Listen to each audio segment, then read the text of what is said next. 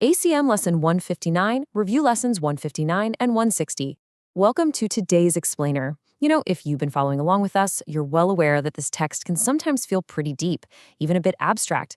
But today, we're going to unpack these two specific, highly impactful review lessons, and we're going to translate this beautiful philosophy into truly actionable insights for your daily life.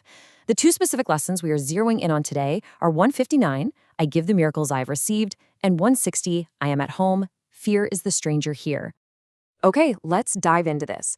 Here is our roadmap for the explainer so you know exactly where we're heading today. First, introducing the text. Second, unpacking lesson 159. Third, unpacking lesson 160. Fourth, daily application. And fifth, our final reflection. Section 1. Introducing the text, the foundation of love. Let's get right into it, because today's focus is fundamentally about a massive psychological shift from fear to pure love. To really grasp this, we need to look at the exact text for Lesson 175. It reads, God is but love, and therefore so am I. 159. I give the miracles I have received. God is but love, and therefore so am I. 160. I am at home, fear is the stranger here. God is but love, and therefore so am I. Let me act as your spiritual translator here for a second, because the way this is structured is absolutely intentional. Notice how the phrase, God is but love and therefore so am I, wraps around those two lessons. It's almost like a protective blanket, right? It is the ultimate grounding mantra connecting both of these lessons. To make this totally understandable for everyone, what this text is telling us is that our absolute unchangeable core identity is love.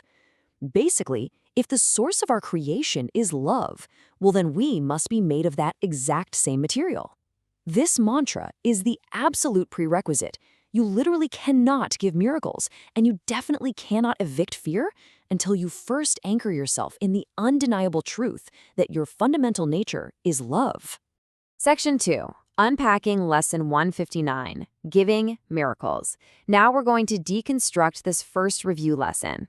Now, what's really interesting about this slide is the crazy paradox it presents. This lesson directly challenges how we normally think about ownership in our day-to-day lives. Think about it. The world's belief is basically that if you want to possess a thing, you got to keep it, you hoard it, you guard it with your life. But salvation's teaching, the teaching of this text, flips that completely upside down. It says that to give is how you recognize you have received. It's wild, right? In this spiritual framework, giving and receiving are the exact same thing. You only truly realize you possess a miracle, like, say, deep healing or true forgiveness, when you actually turn around and extend it to someone else. The text actually talks about Christ's vision acting as a bridge here. It outlines a beautiful, really straightforward process. Step 1, you receive the miracle, which, by the way, the text says is already laid out for you in this sort of golden treasury. Step 2, you deliberately open the storehouse of your mind. And step 3, you give the miracle away. By completing these steps, the giver and the receiver are completely united. When you look at someone else and offer them genuine forgiveness, it's the ultimate proof that forgiveness is truly yours to begin with. Section 3. Unpacking Lesson 160, Evicting Fear. Moving seamlessly along, let's tackle the next big question. So, how on earth can we possibly maintain this loving, miracle-giving mindset when our minds constantly feel invaded by stress and negativity? Life gets crazy. Well, the text gives us this brilliant, incredibly vivid metaphor. It refers to fear as the stranger. Think of fear as just an unnatural, totally uninvited guest that we have somehow mistakenly allowed to take up residence in our minds. The text says this stranger speaks a completely different language and looks out at a world that truth doesn't even recognize. Fear is completely alien to the home of love that was provided for you. If love and fear cannot coexist, and you've already established that you are made of love, then this stranger of fear is literally nothing more than an illusion. It's just trying to needlessly dispossess you of your own peace. And this perfectly points out the power we actually have. The text basically asks, why wouldn't you just say, this is my home, here I belong? It completely empowers us to reclaim our sanity simply by refusing to let a madman dictate our reality. You don't have to let this stranger called fear evict you from your own peaceful home. You just have to recognize the stranger, realize it absolutely does not belong there, and claim your rightful space. Section 4. Daily application. Making it a continuous reality. Let's get practical and talk about how we actually do this.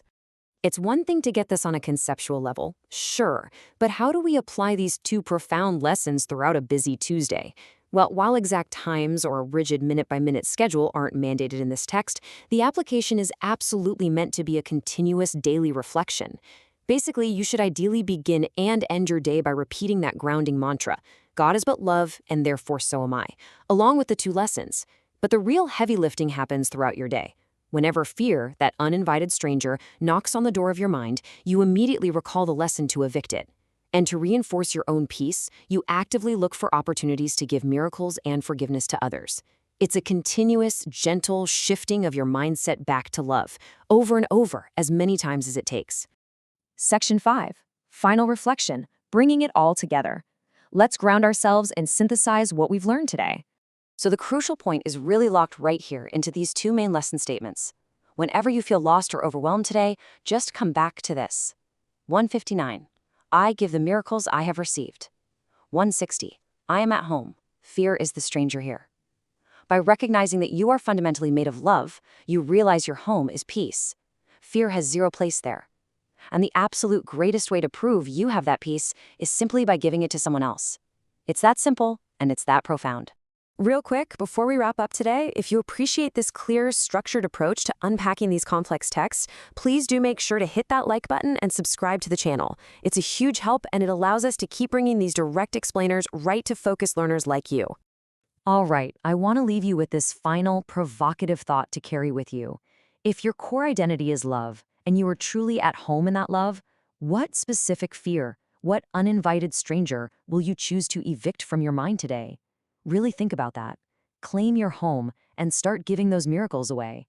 Thank you so much for joining me on this explainer, and I will see you next time.